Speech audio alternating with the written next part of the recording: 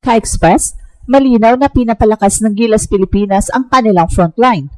Magkakaroon na sila ng 4 na malalaking katawan, Kai Soto, AJ Edo, Junmar Fajardo at Kenton Malura Brown o QMB, na magbibigay ng laki, rim protection at rebounding sa mga darating na qualifiers at tournaments. Ang pinakabagong piraso sa puzzle ay si QMB na opisyal nang isinama sa expanded Gilas pool matapos makompleto ang kanyang proseso na nagpapahintulot sa kanya na maglaro bilang local. Head Coach Tim Coate at SBP Sources, inaprubahan na ang kanyang availability para sa susunod na windows na nangangahulugang ang Gilas ngayon ay may mas maraming big man options. So ano ang hatid ng quartet na ito? Una, puro physicality at anterior presence. Si Kai, 7'2", ang rim deterrent na ma-international experience. Si AJ, na magdadala ng mobility at shot blocking sa frontline. Si Junmar, ang proven franchise big na may championship pedigree. At si QMB, ang fresh, long athletic post presence na pwedeng mag-rotate o magsilbing mismatch creator. So ito ang kombinasyon na pwedeng mag-overwhelm ng mga kalaban sa Asia at magbigay ng viable frontline rotation para sa coach. Pero may tactical trade-offs, malaking advantage sa rebounding at anterior defense, pero kailangang ayusin ang spacing at perimeter shooting para hindi madaling masagasaan ang opponent sa pace. Si Coach Tim at ang staff kailangang magtrabaho sa quick pick and roll reads, short corner spacing at minutes management para maiwasan ang fatigue at foul trouble sa matagalang tournaments. Ang rotation flexibility na may 4 na malalaking katawan ay pwedeng gawing asset kung may tamang backcourt shooting at mobility. At sa practical na epekto sa short term, mas malaki ang chance ng Gilas na maging physical sa board at mag-protect ng rim laban sa traditionally strong Asia at Oceania frontlines. At sa long term naman, ang development at chemistry ng quartet na ito, lalo na sa integration ni QMB, ang magdetermina kung kaya nilang tumagal laban sa elite opponents. So abangan ang official na roster para sa susunod na qualifying window. Kung kompleto ang quartet sa game day, makikita natin agad kung paano ito gagana sa real competition. At matinding good news para sa Gilas dahil buo na ang tinatawag na quadruple towers ng ating national team, sina Kai Soto, AJ Edo, Junmar Fajardo at ang pinakabagong addition na si QMB.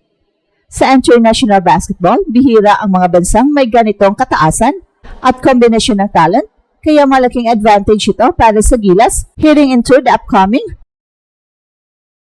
FIBA World Cup, Asian Qualifiers at iba pang international tournaments. Unahin natin si Kai, ang 7'3" big man na kahit coming off an ACL injury ay nanatiling sentro ng atensyon ng buong bansa. Sa edad niya at sa kanyang potensyal na umabot sa NBA, si Kai ay hindi lamang simbolo ng hope, kundi tunay na game changer sa ilalim. Ang kanyang shot blocking, mobility para sa isang 7-footer at basketball IQ ay nagbibigay ng defensive anchor na matagal ng kulang sa Gilas. At kasama niya, naroon si AJ Edo, ang 6'10" forward center na kilala sa hustle at depensa. Kahit madalas ding maapektuhan ng injuries, pinakita ni AJ sa World Cup at Asian Games na kaya niya makipagsabayan sa malalaking kalaban mula Europe at Oceania. Ang kombinasyon niya ng energy at rebounding ay perfect fit sa Gilas system, lalo na kung magsasabay sila ni Kai. At syempre, hindi mawawala ang Kraken na si Junmar, ang multiple-time PBA MVP at isa sa pinaka-consistent big man ng Asia sa loob ng mahigit isang dekada. Sa edad na 35 years old, si Junmar ay hindi na kasing bilis ng dati, pero dala niya ang experience, veteran presence at post moves na pwedeng sumira sa depensa ng kahit anong kupunan.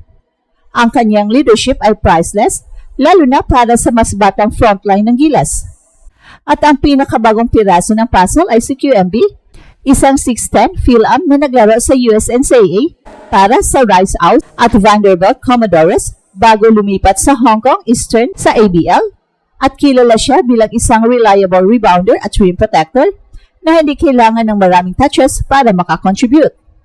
Well, sa madaling salita, siya ang glue guy na magpapalakas palalo sa depensa at magbibigay ng flexibility sa rotation. At kung pagsasamahin,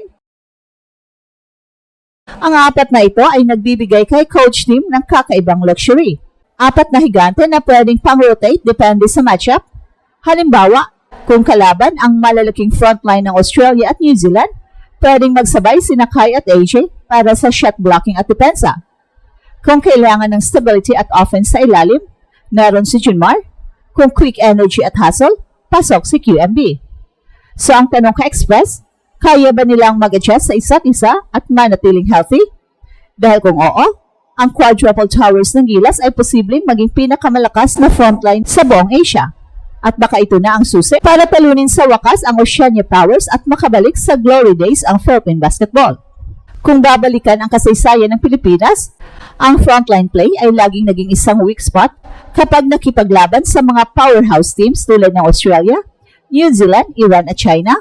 Mula pa noong panahon ni Asi Taulava at Marcos Douthit, umaasa ang Gilas sa isang malaki at naturalized center para sumalo ng lahat ng big man duties. At ang resulta, kapag foul trouble o injury, bagsak agad ang interior defense at rebounding ng team. At dito papasok ang quadruple towers era. Hindi na kailangang umasa si coach team sa isang poste dahil may apat siyang option, bawat isa may unique skill set. Halimbawa, noong 2013 FIBA Asia Championship, si Douthit lang talaga ang sandigan sa ilalim. At noong 2019 at 2023 World Cup, kita ang hirap ng Gilas laban sa 7-footers ng Serbia at Italy. Ngayon, kung ilalagay mo si Kai at AJ sabay sa court, biglang nagiging intimidating ang rim protection. Dalawa agad ang shot blocker, dalawang rebounder at dalawang kayang mag-switch kahit papaano sa pick and roll. At idagdag mo pa si Junmar na kayang magbigay ng scoring punch sa low post. Sa mga panahong hirap sa half-court set ang Gilas, malaking tulong ang kanyang presensya para makakuha ng sure ball. At kung kailangan ng energy at depensa laban sa mas athletic na kalaban, naroon si QMB na kayang bumangga at magbigay ng hustle plays. Ang pinakamalaking pagbabago dito ay ang depth at versatility. Dahil kapag pagod o foul trouble ang isang big man, bagsak agad ang sistema. Ngayon, kahit palitan mo ng kahit sino sa apat, hindi mawawala ang size advantage ng Gilas. Pwedeng maglaro ng Twin Towers, kay AJ, Classic Inside-Out Combo, kay Junmar, o kahit Energy Mix, AJ QMB. Sa international stage, lalo na sa Asia Cup, napakahalaga nito. Tandaan na ang Australia ay may mga NBA level bigs. At ito ang Express Info kung saan bawat kwento, ginulat ang mundo. Don't forget to like and subscribe.